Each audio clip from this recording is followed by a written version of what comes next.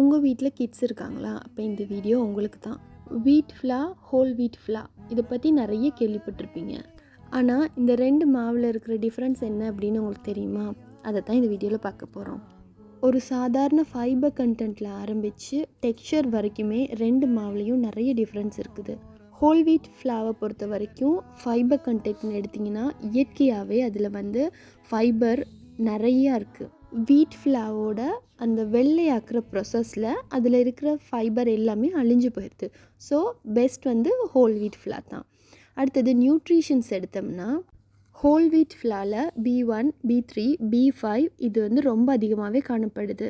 அதே நேரம் iron, calcium, protein, nutritional elements இது எல்லாமே வீட் ஃப்ளாவோட அதிகமாகவே இருக்குது.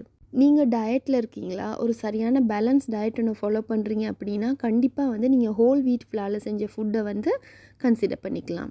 பேபிஸுக்கும் கூட ஃபிங்கர் ஃபுட்லேருந்து ஸ்டார்ட் பண்ணுற நேரமே நம்ம ஸ்ரீலங்காவை பொறுத்த வரைக்கும் நமக்கு அதிகமாக கிடைக்கிறது வீட் ஃப்ளா தான். ஹோல் வீட் ஃப்ளா கிடைக்காது.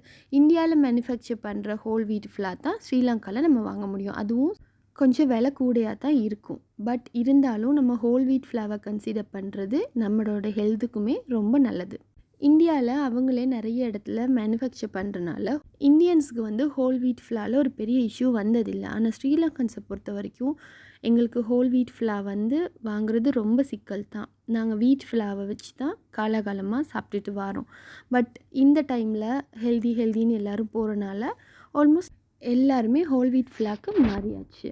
ஹோல் வீட் ஃப்ளா பற்றி உங்களுக்கு வேறு ஏதாவது தெரிஞ்சிருந்தால் என்னோடய கமெண்ட்டில் ஷேர் பண்ணுங்கள். கிட்ஸ் வச்சுருக்கவங்க ஃப்ரெண்ட்ஸ்க்கு இந்த வீடியோவை ஷேர் பண்ணுங்கள். தேங்க்யூ.